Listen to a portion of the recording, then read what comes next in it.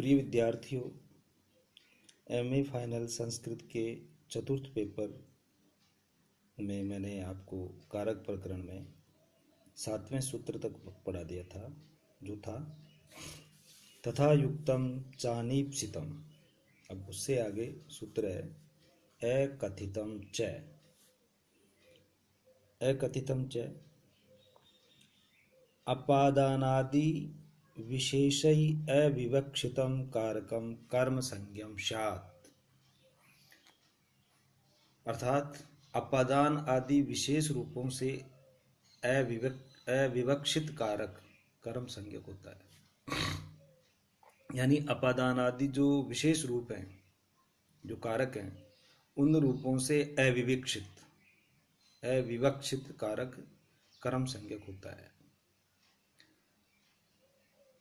अभिप्राय यह है कि जहाँ अपादान आदि का अर्थ प्रकट होता है किंतु वक्ता उसका प्रयोग नहीं करना चाहता, यानी कर्म संज्ञा के अलावा अन्य अपादान आदि कारकों का अर्थ तो प्रकट होता है किंतु वक्ता उसका प्रयोग नहीं करना चाहता, अर्थात विवक्षित रखना चाहता है, अकथित रखना चाहता है, तथा कर्म की विवक्षा रखता है।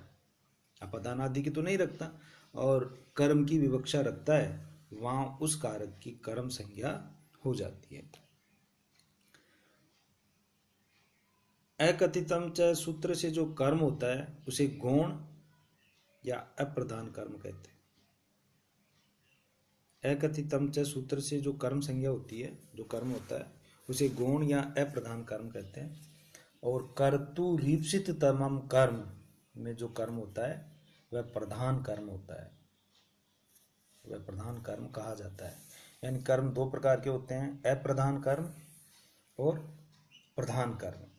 अकथितम च सूत्र से जो कर्म होता है वह गौण कर्म या अप्रधान कर्म होता है, और कर्तु रीप्सित तमम कर्म में जो कर्म होता है वह प्रधान कर्म कहा जाता है।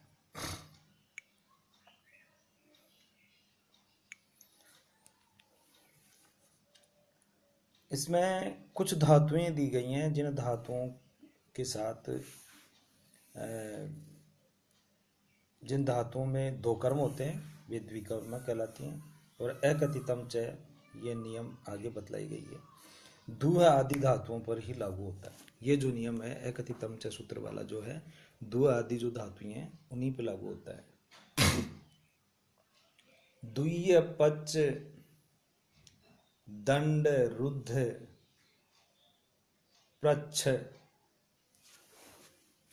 ची ब्रू सासु जी मथु मथ मुसाम कर्म युक्त शाद अकथितम तथा चात नी री कृष्वहाम।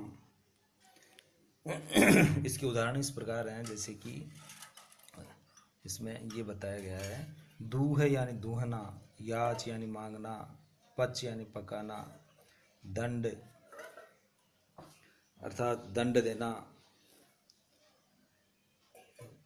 रुद्ध रोकना, प्रच्छ पूछना, ची चुनना, ब्रू कहना, शास शासन करना, जी जीतना, मंथ यानी मथना, मुश चुराना, जी ले जाना, री हरना, कृष खींचना, वह ले जाना या ढोना। इन दू आदि 12 तथा नी आदि 4 कुल मिलाकर 16 धातुओं के कारण से जिसका संबंध होता है कर्मयुक्त, और जिसमें अपादान आदि की विवक्षा नहीं होती, वही अकथित कर्म कहा जाता है। इस प्रकार यहाँ भाष्य आदि में परिगणन किया गया है। उदाहरण जैसे है, गाम दोग्धी पय, गाय से दूध दोहता है।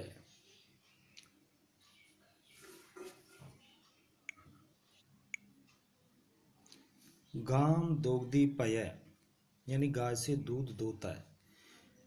यहाँ गाय सामान्यतः अपादान कारक है, गाय से यानी सामान्यतः यहाँ अपादान कारक है, किंतु यह अपादान कारक के रूप में विवक्षित नहीं है। अपितु दूध रूप कर्म के निमित्त रूप में विवक्षित है। अतः उपर्युक्त नियम एकथितम च से गो की कर्म संज्ञा होकर कर्म में द्वितीय विभक्ति हो जाती है। इसका अर्थ होता है गो संबंधी पय कर्मक दोहन। यदि अपादान की विवक्षा होगी, पंचमी विभक्ति होगी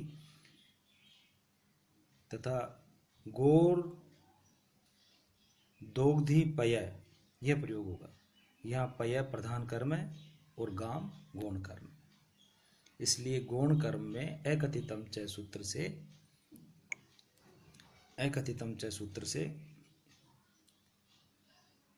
द्वितीय विभक्ति हो गई, उसकी कर्म संज्ञा हो गई।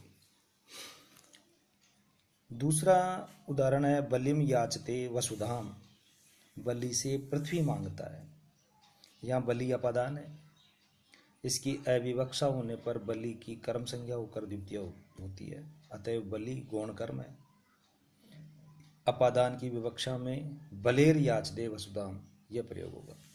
और बलिम याचते वसुधाम, इसमें जो बलि है ये गौण कर्म है, तो एकथितम च सूत्र से यहाँ द्वितीय विभक्ति हो जाएगी।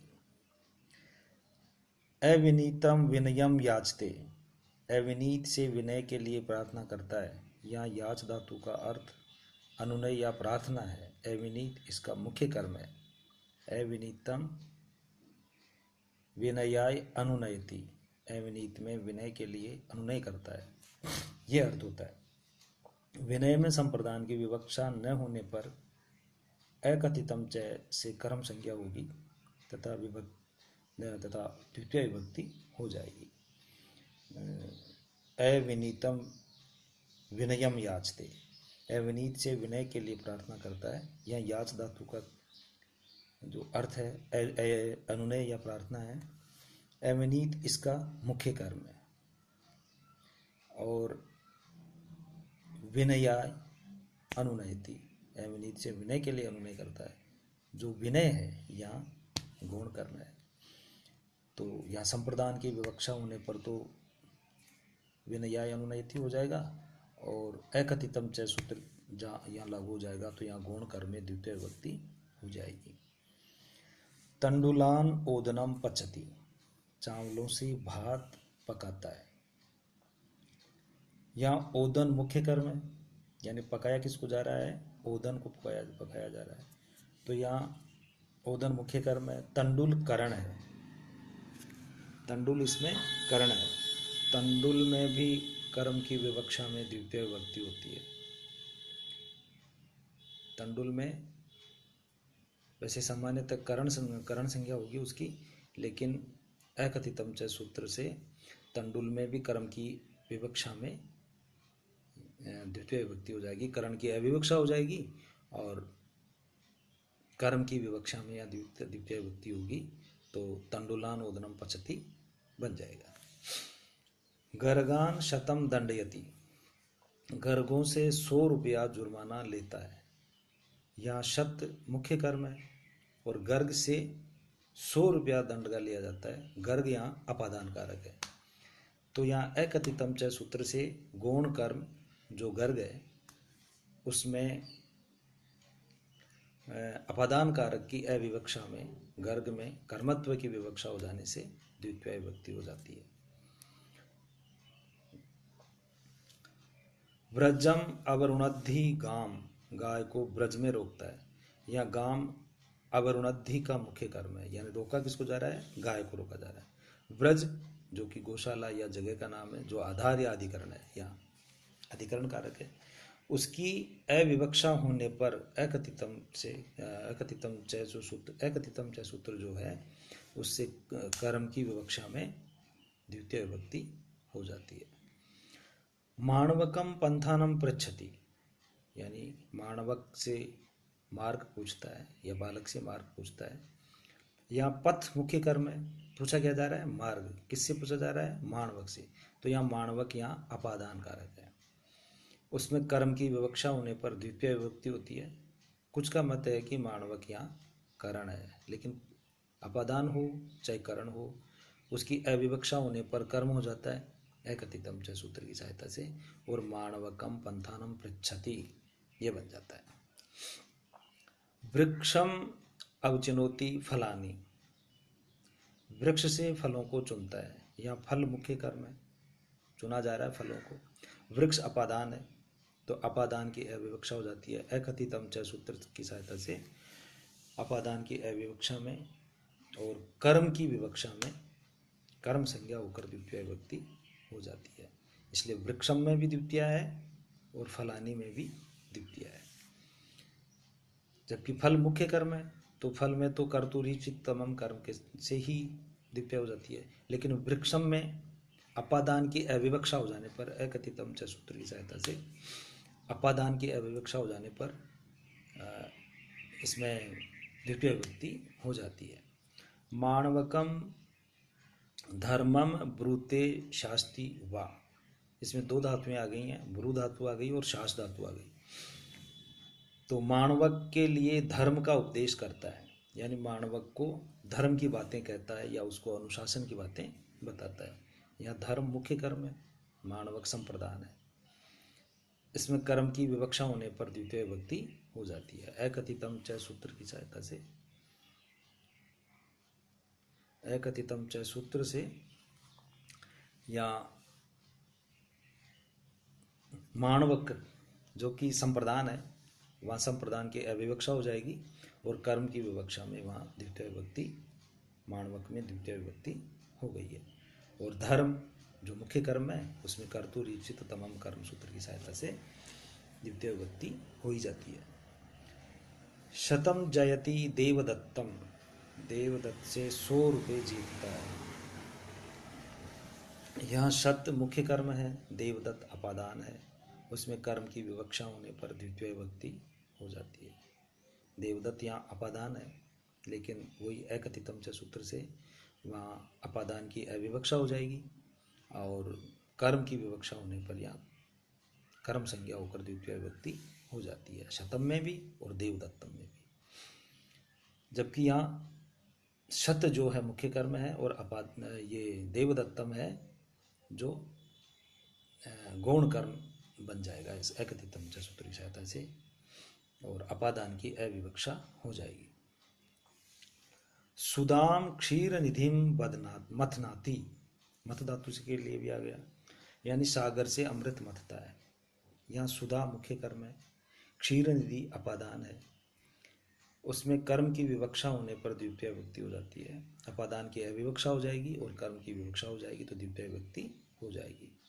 कुछ लोगों के मत में क्षीर निधि मंथन का मुख्य कर्म है, सुधा के लिए क्षीर निधि को मथता है, यह अर्थ है। सुधा संप्रदान है, उसमें कर्मत्व होकर द्वितीय हो जाती है, यानी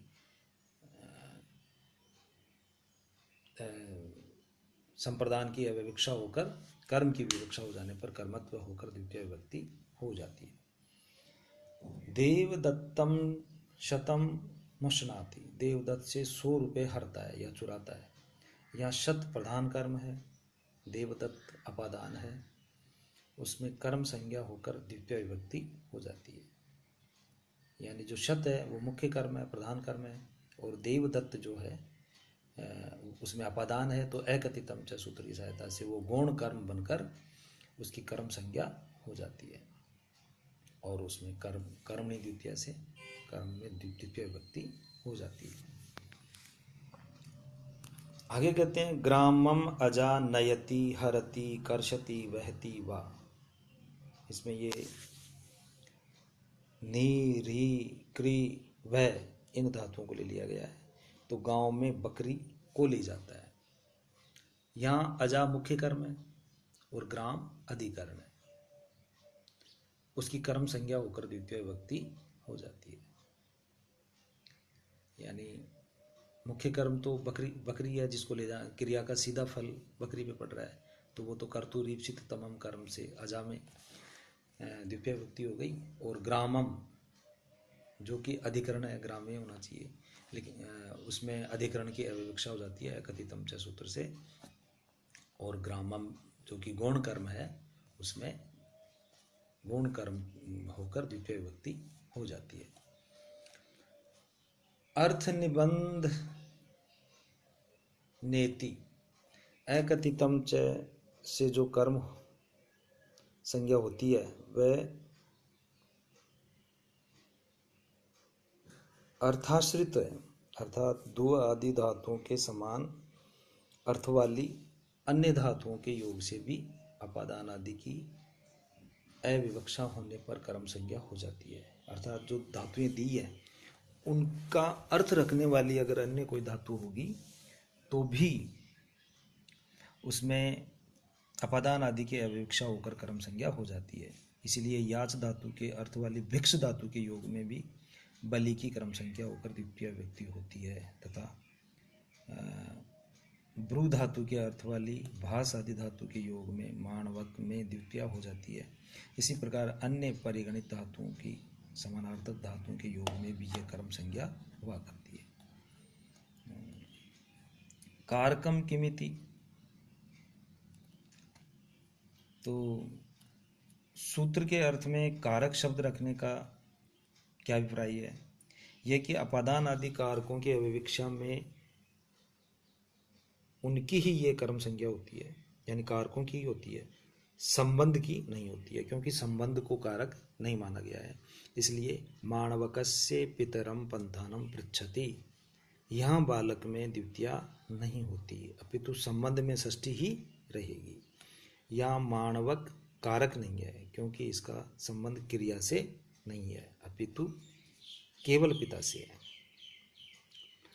अकर्मक इति, ये कल पढ़ाएंगे, यहाँ से आगे कल पढ़ाएंगे। Thank you.